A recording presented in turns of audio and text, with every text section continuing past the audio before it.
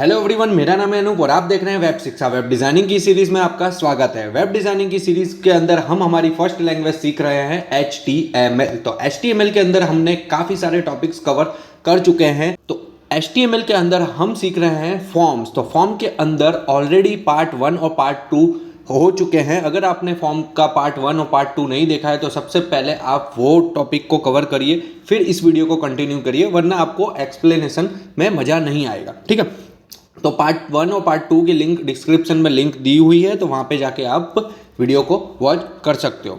ठीक है, तो आज का टॉपिक है फॉर्म के इनपुट एट्रीब्यूट्स।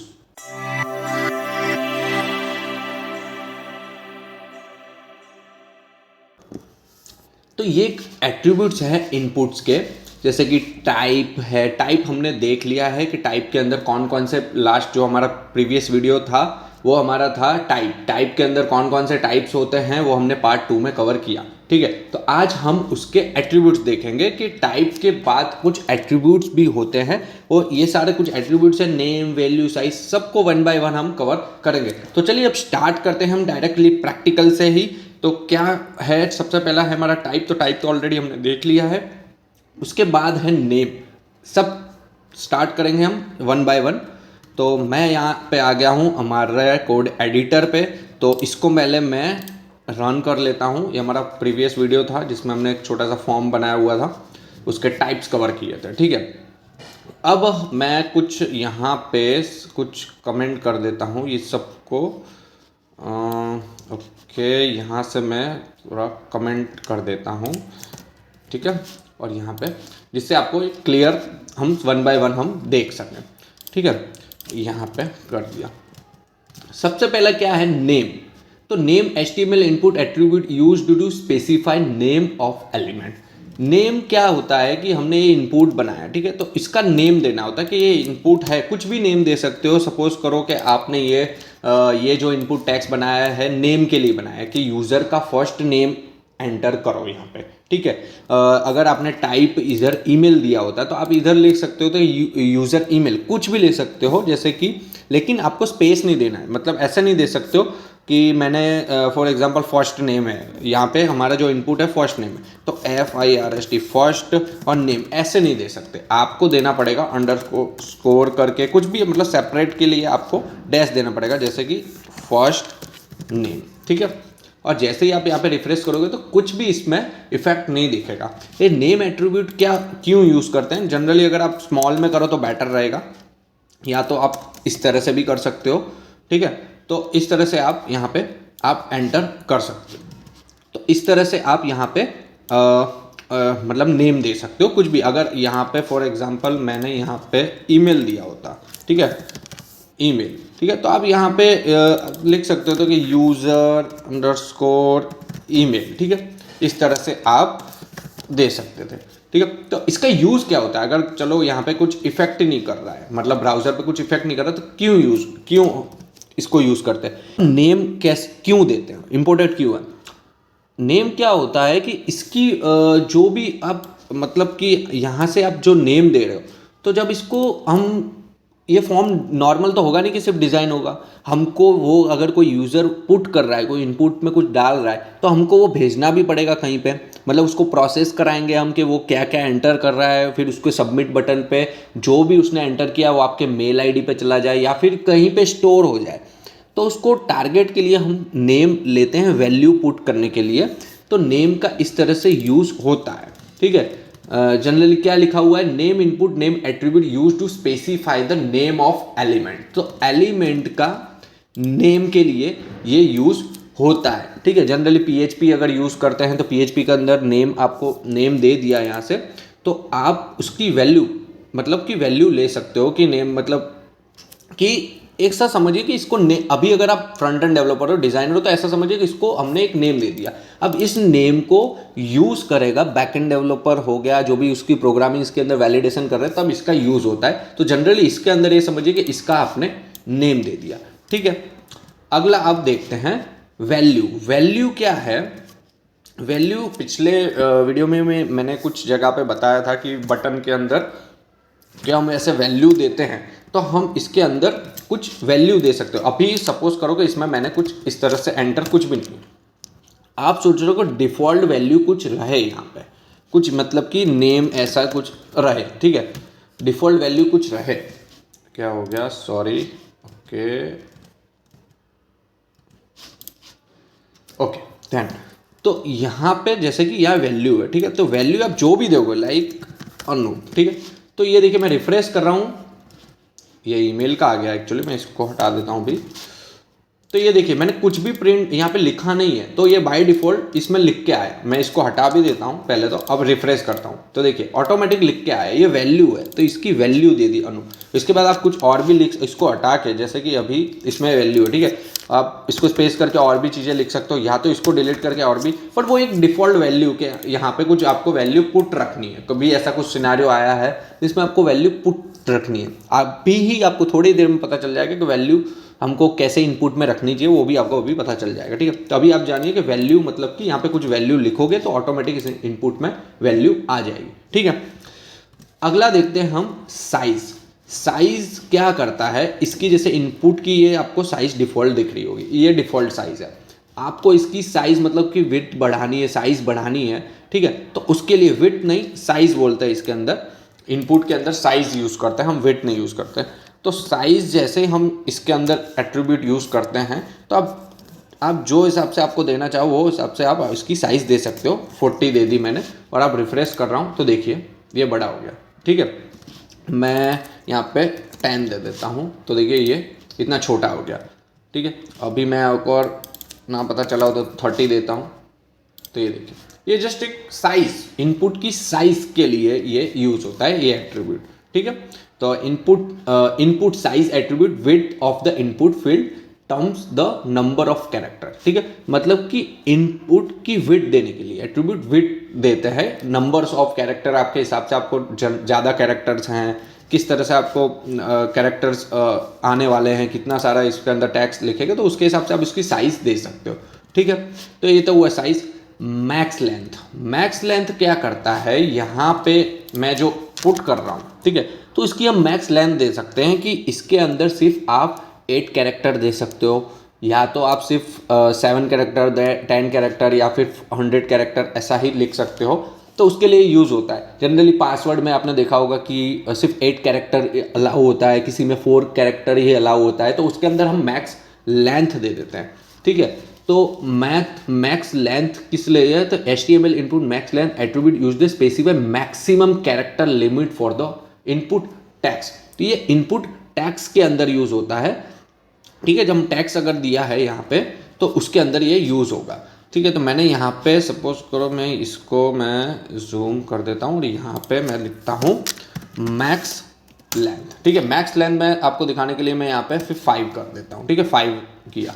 जैसे ही मैं इसमें रिफ्रेश कर रहा हूँ इस वैल्यू को अभी मैं हटा देता हूँ, ठीक है। आपको आई होप कि इसको पता चली गया होगा वैल्यू क्या है, इसमें हटा देता हूँ। अब मैंने क्या दिया है, मैक्स लेंथ 5, तो मैं जैसे ही ANUPN फिर स्पेस दिया तो कुछ भी नहीं हुआ। स्पेस को भी एक कैरेक्टर ही काउंट करता है। तो जैसे ही मैंने अनूप लिखा और यहाँ पे मैं एक और कैरेक्टर लिख देता हूँ जी, और जैसे ही मैं एक और कुछ लिखने की कोशिश कर रहा हूँ तो नहीं लिख रहा है, क्योंकि हमने मैक्स लेंथ मतलब कि मैक्सिमम लेंथ इसकी होनी चाहिए 5, यहाँ पे मैंने डिफाइन कर दिया मैक्सिमम लेंथ 5 ही होगी, 5 से ज़्यादा नहीं लिख सकता मैं। जैसे यहाँ पे मैं डिलीट करके 4 तक है तो कुछ लिख सकता हूँ, जैसे ही मैं 5 ऊपर जा रहा हूँ तो 5 से ज़्यादा ले ही नहीं रहा है, ठीक है। तो इसका यूज़ होता है, मैक्स लेंथ का यूज़ होता है कि आपको यहाँ पे मैक्सिमम कैरेक्टर आपको कंडीशन रखनी है। तो अगला है रीड ओनली। रीड ओनली क्या करता है, अभी आपको पता चल जाएगा कि आपने वैल्यू क्यों यूज़ करते हैं।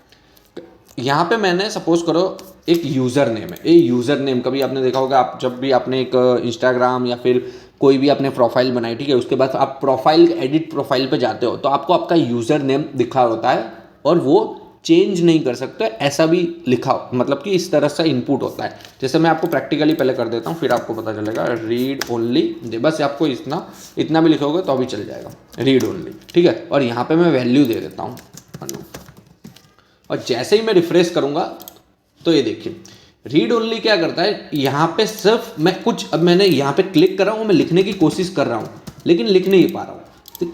तो इस इनपुट का मतलब कि टाइप क्या हुआ, मतलब टाइप नहीं सॉरी, मतलब इसको हमने एट्रीब्यूट सेट कर दिया है कि सिर्फ रीड ओनली है, मतलब कि आप रीड कर सकते हो, इसके अंदर कुछ और नहीं कर सकते। जैसे यहाँ पे ऑलरेडी यहाँ पे मैंने अनूप वैल्यू दे दी था, ऐसा समझिए कि ये एक यूज़र नेम है, ठीक है। तो यूज़र नेम को आप हो सकता है कि ऐसे कंडीशन में ऐसा हो सकता है कि आप यूज़र नेम को चेंज नहीं कर सकते, जस्ट देख सकते हो कि यहाँ यस ये मेरी प्रोफाइल है, इसके अंदर मेरा यूज़र नेम ये है, अब मेरे को चेंज करना है, इनपुट पे जाऊँगा तो मैं चेंज नहीं कर सकता, जस्ट दिखाने के लिए, ठीक है। तो देख सकता हूँ, तो ऐसा इनपुट के ऐसा एट्रीब्यूट हम देते हैं रीड ओनली, तो सिर्फ रीड कर सकते हैं इसको। देखिए मैं यहाँ पे क्लिक भी कर रहा हूँ तो अभी देखिए कर्सर कुछ भी नहीं आ रहा है। जैसे ही मैं इसको हटा देता हूँ और रिफ्रेश करता हूँ तो देखिए यहाँ पे देखिए ये टाइप लिखने का ऑप्शन आ गया, मतलब लिख सकता हूँ मैं। लेकिन जैसे ही मैं रीड ओनली करता हूँ तो यहाँ पे जस्ट मैं देख सकता हूँ। तो रीड ओनली का मीनिंग ही पता चल रहा है कि रीड ओनली मतलब रीड कर सकते हो। डिसेबल क्या करता है, यहाँ से मैंने डिसेबल कर दिया और यहाँ पे किया तो डिसेबल देखिए इसका कलर आपको पता चला होगा। मैं दोबारा इसको मैं पहले हटा देता हूँ और इसको रिफ्रेश करता हूँ। अभी देखिए ये यहाँ पे नॉर्मल सा दिख रहा है आपको, लेकिन पता नहीं चल रहा है कि ये रीड ओनली ही है, कुछ पता नहीं चल रहा है कि मतलब ऐसा यूज़र आएगा तो ऐसे ही कंफ्यूज होगा इसमें क्यों क्लिक क्यों नहीं हो रहा है, कुछ पता ही नहीं चल रहा। मुझे तो ऐसा लग रहा है कि मैं यहाँ पे लिखूँ कुछ, लेकिन यहाँ पे मैं क्लिक कर रहा हूँ तो पता ही नहीं चल रहा है। तो ये डिफरेंट ही नहीं पता चल रहा है, क्योंकि अगर मैं ऐसा ही एक इनपुट ले लूँ, ठीक है, यहाँ पे ऐसा ही ले लूँ और रीड ओनली को हटा दूँ और यहाँ पे करता हूँ, लेकिन यहाँ पे मैं एंटर कर सकता हूँ, लेकिन यहाँ पे मैं कुछ एंटर ही नहीं कर पा रहा हूँ, तो कंफ्यूज हो जाएगा यूज़र। तो ये क्या है, मतलब इसमें कर रहा हूँ। तो आपको थोड़ा सा डिफरेंट बताने के लिए हम डिसेबल यूज़ करते हैं। जैसे मैंने इसको हटा देता हूँ मैं और यहाँ पे मैं लिखता हूँ डिसेबल, ठीक है। और जैसे ही आप रिफ्रेश किया तो देखिए इसका बैकग्राउंड कलर भी थोड़ा चेंज हो गया और आपको देखिए दिख रहा होगा डिसेबल। मतलब डिसेबल भी ऐसा ही कि आपको इसके अंदर कुछ भी नहीं कर ही नहीं सकते, कुछ मतलब कुछ भी क्लिक भी नहीं होगा, कुछ भी नहीं होगा, एक रीड ओनली जैसा ही है, ठीक है। अगर मैं रीड ओनली भी हटा देता हूँ, ठीक है, और इसमें करता हूँ तो ये भी देखिए डिसेबल ही है, कुछ कर नहीं सकता। तो ये जस्ट इससे आपको थोड़ा एक यूज़र को पता चल रहा है कि हाँ ये डिसेबल है, क्योंकि इसका देखिए बैकग्राउंड कलर चेंज हो गया, थोड़ा एक लिख रहा है लाइट कलर हो गया, तो इससे पता चल रहा है कि हाँ ये चीज़ में कुछ नहीं हो रहा, ठीक है। तो इसलिए इसको डिसेबल कर दिया, तो डिसेबल से ऐसा कुछ लग रहा है, तो इसको डिसेबल इसके लिए यूज़ होता है। अगला है मीन और मैक्स। मीन और मैक्स किस में यूज़ होता है वो बताता हूँ मैं आपको। इसको मैं कॉपी कर लेता हूँ और ये सारा चीज़ मैं यहाँ से हटा देता हूँ। अभी यहाँ पे मैं करता हूँ नंबर और मैं यहाँ पे इसको रिफ्रेश करता हूँ, ठीक है। नंबर आपको पता होगा कि इस नंबर देते हैं इनपुट टाइप, तो यहाँ पे नंबर होता है और कुछ कैरेक्टर नहीं होगा, ठीक है। तो यहाँ से सपोज करो कि यहाँ से मैं माइनस भी ले रहा हूँ, यहाँ पे कर रहा हूँ तो प्लस में भी जा रहा है, यहाँ पे कर रहा हूँ तो माइनस में भी जा रहा है। लेकिन ऐसा करो कि आपको ई कॉमर्स वेबसाइट है, उसके अंदर आपको क्वांटिटी डिफाइन करनी है कि आपको कितनी क्वांटिटी चाहिए। अगर आप कोई टी शर्ट ले रहे हो तो कितनी क्वांटिटी चाहिए, तो यहाँ से आप इंक्रीज कर सकते हो, मुझे 3 क्वांटिटी चाहिए, ठीक है। लेकिन ऐसा भी अगर किसी ने कर दिया तो माइनस, तो ये तो रॉन्ग हो गया। माइनस क्या होता है, तो हम इसमें मीन और मैक्स का यूज़ कर सकते हैं। मीन और मैक्स, तो मीन क्या करता है कि मिनिमम इतना हो, मतलब कि मिनिमम हम डिफाइन कर देते हैं, मीन जैसे ही लिखते हैं और इसमें लिख देते हैं हम 1। तो जैसे मैं रिफ्रेश करूँगा ना तो यहाँ पे देखिए जैसे मैं एंटर कर रहा हूँ तो 1 से, और मैं पीछे जा रहा हूँ तो देखिए बैक नहीं जा रहा, 0 भी नहीं हो रहा, माइनस में भी नहीं जा रहा, कि हमने मिनिमम यहाँ पे डिफाइन कर दिया, यहाँ पे मिनिमम। और जैसे ही यहाँ पे मैं वैल्यू भी दे देता हूँ एक और ये पे रिफ्रेश करता हूँ, तो देखिए मिनिमम यहाँ पे एक ऐसा समझिए कि हम कुछ चीज़ ले रहे हैं, ठीक है। तो यहाँ पे देखिए 1 डिफ़ॉल्ट है और जैसे ही मैं इसमें क्लिक कर रहा हूँ तो आगे जा रहा है, और जैसे ही मैं माइनस कर रहा हूँ तो देखिए ये 0 भी नहीं हो रहा, माइनस भी हो रहा। तो इससे एक वैलिडेशन हो गया कि हाँ मिनिमम एक क्वांटिटी तो होगी। अब कुछ भी दे सकते हो, मिनिमम 2 भी दे सकते हो, 3 भी दे सकते हो उसके लिए। तो अगला है मैक्स, एक मैक्स भी है। तो मैक्स क्या करता है, एक मैक्सिमम के कितनी क्वांटिटी आप ले सकते हो। किसी किसी चीज़ में होता है कि नहीं ये चीज़ आप बल्क में बहुत 100-150 नहीं ले सकते, सिर्फ मिनिमम क्वांटिटी आप 2, 3, 4 ले सकते हो, तो उसके लिए यूज़ होता है मैक्स। तो आपने मैक्स किया 5, तो मैक्सिमम तक ये 5 नंबर तक जाएगा। देखिए 1, 2, 3, 4 और 5 से ऊपर में जा रहा हूँ तो नहीं जा रहा है, देखिए नहीं जा रहा है। जैसे ही माइनस कर रहा हूँ तो 1 से लेके 5, ठीक है। तो ये एट्रीब्यूट था मिनिमम और मैक्स। अब अगला है हमारा एक्सेप्ट और मल्टीपल, ठीक है। एक्सेप्ट एट्रीब्यूट के लिए क्या होता है कि जैसे ही मैं यहाँ पे मैं कुछ एक्सेप्ट एट्रीब्यूट वर्क करता है फाइल पे, जैसे ही मैं एक फाइल कर रहा हूँ तो आपको कौन सा मतलब कि कौन सी फाइल इसके अंदर आपको लेनी है। जैसे मैंने यहाँ पे किया, ठीक है, आप सपोज करो कि यहाँ पे मैंने कुछ एक्सेप्ट, मतलब कि आपको PDF चाहिए कि क्या चाहिए, तो मैं एक्सेप्ट लिखता हूँ कि सपोज करो कि यहाँ पे आपको चॉइस करनी है, लेकिन आपको ऐसी कंडीशन है कि यहाँ पे सिर्फ PDF ही इंस्टॉल हो सके, कोई JPG इंस्टॉल करे, JPG मतलब अपलोड करे तो JPG नहीं होना चाहिए, तो ऐसा सब सिनेरियो होता है, ठीक है। तो यहाँ पे आपको कुछ कंडीशन लिखने की, तो एक्सेप्ट मतलब कि क्या एक्सेप्ट होना चाहिए, अगर ये फाइल तो ले रहा है लेकिन इसमें क्या एक्सेप्ट होना चाहिए, तो उसके लिए यूज़ होता है एक्सेप्ट एट्रीब्यूट। उसके अंदर आप दे सकते हो वैल्यू हूँ यहाँ पे .pdf, ठीक है। और मैं यहाँ पे रिफ्रेश करता हूँ, तो जैसे ही मैं यहाँ पे क्लिक कर रहा हूँ ना, और मैं कहीं जाता हूँ मेरे फोल्डर के अंदर, ठीक है, और HTML के अंदर, इमेज के अंदर, तो देखिए यहाँ पे क्या किया, जैसे ही मैं यहाँ पे जा रहा हूँ इमेज के अंदर, तो यहाँ पे मुझे कुछ दिखाई नहीं दे रहा। एक्चुअली यहाँ पे इमेज थी, जैसे ही C ड्राइव में गया, HTML के अंदर गया और यहाँ पे इमेज पे क्लिक करता हूँ, हमारी एक इमेज थी लेकिन शो नहीं हो रही। क्यों? क्योंकि हमने यहाँ पे वैलिडेट कर दिया कि सिर्फ PDF ही अपलोड हो, इमेज ना हो। जैसे ही मैं कुछ करता हूँ इमेज, तो देखिए वहीं इसको मैं रिफ्रेश करता हूँ और देखिए मैं यहाँ पे जा रहा हूँ और यहाँ पे मेरे C ड्राइव के अंदर और HTML के अंदर और इमेज के अंदर अभी देखो ये इमेज शो हो रही है। और मैं इसको कट करता हूँ, दोबारा इसको मैं कर देता हूँ .pdf, ठीक है, और मैं इसको कर देता हूँ रिफ्रेश। और मैं जैसे ही यहाँ पे क्लिक कर रहा हूँ, वापस मैं C ड्राइव में जा रहा हूँ, ठीक है, और वापस HTML में जा रहा हूँ, इमेज में जा रहा हूँ, तो अभी देखियो नहीं दिख रही। क्यों? क्योंकि वैलिडेट कर दिया कि आप इसके अंदर सिर्फ PDF ही अपलोड कर सकते हो। ऐसे ही आप JPG लिख देता हूँ .jpg, ठीक है। तो अगर मैं इसको रिफ्रेश करता हूँ और यहाँ पे जाता हूँ, वापस मैं C ड्राइव में जाता हूँ और HTML के अंदर, इमेज के अंदर, फिर भी नहीं दिख रही। क्यों? क्योंकि इसके अंदर जो इमेज हमने रखी हुई है वो है PNG, यहाँ पे हमने क्या किया JPG, लेकिन इसके अंदर JPG है ही नहीं, इसलिए नहीं हो रहा। अगर होती तो यहाँ पे शो हो जाती, लेकिन मैं यहाँ पे शो कर रहा हूँ, यहाँ पे JPG की जगह मैं लग देता हूँ PNG। अब मैं इसको करता हूँ रिफ्रेश, ठीक है, और वही फोल्डर में जाता हूँ C ड्राइव के अंदर, HTML के अंदर, इमेज के अंदर, ये देखिए शो हो रही। क्यों? क्योंकि हमने वैलिडेशन रखा हुआ है PNG, ठीक है। तो यहाँ पे ये आ गया। तो यही था कि एक्सेप्ट आपको कोई वैलिडेट करना है कि इसके अंदर सिर्फ आप JPG, PDF या यही चीज़ आप अपलोड कर सको, तो उसके लिए यूज़ होता है एक्सेप्ट, ठीक है, कि एक्सेप्ट क्या करना है। अगला है हमारा मल्टीपल। अब मल्टीपल क्या होता है, ये भी वर्क करता है फाइल के अंदर। सपोज करो कि यहाँ पे अभी यहाँ पे मैंने क्लिक किया और यहाँ पे मैं सिर्फ एक ही ले रहा हूँ, मतलब एक ही फाइल यहाँ पे ले रहा हूँ। मैं यहाँ पे जाता हूँ HTML, इसके अंदर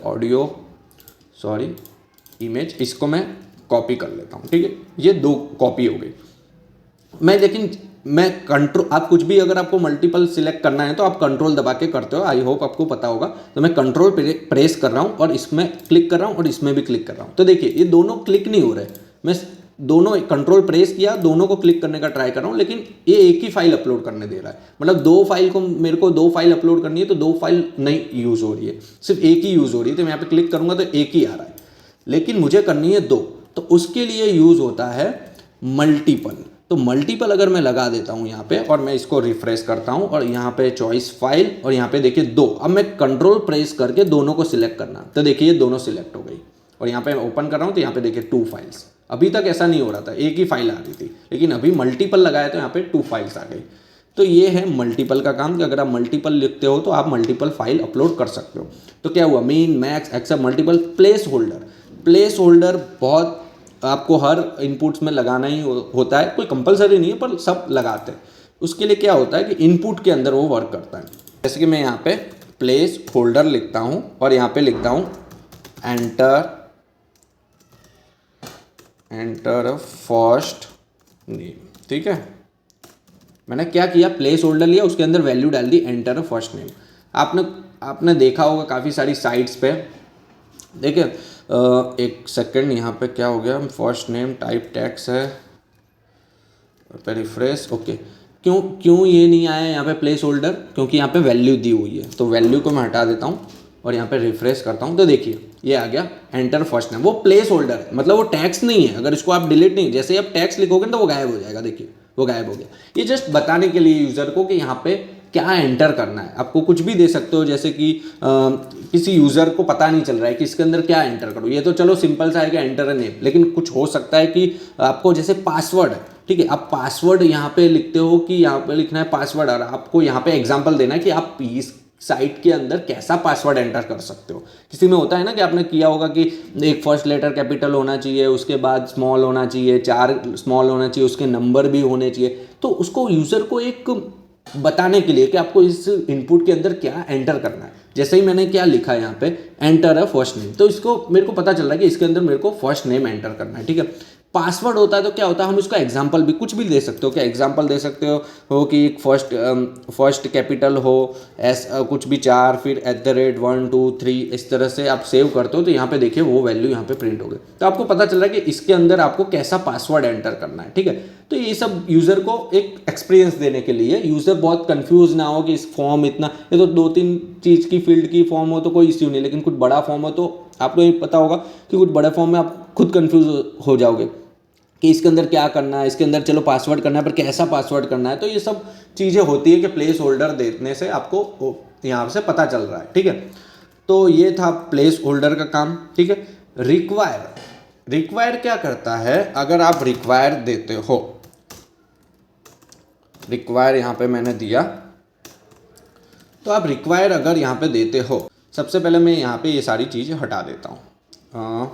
यहाँ से मैं कुछ वैल्यू हटा देता हूँ, सिंपल सा एक काम करता हूँ, मैं यहाँ पे पूरा ही हटा देता हूँ और इस लास्ट एट्रीब्यूट कर रहा है HTML, मैंने फॉर्म लिया और यहाँ पे मैं करता हूँ एक फॉर्म टैग स्टार्ट किया और यहाँ पे मैं कर रहा हूँ इनपुट बॉक्स और इसके अंदर कर देता हूँ टाइप टेक्स्ट, उसके अंदर कर देता हूँ नेम और यहाँ पे करता हूँ रिक्वायर,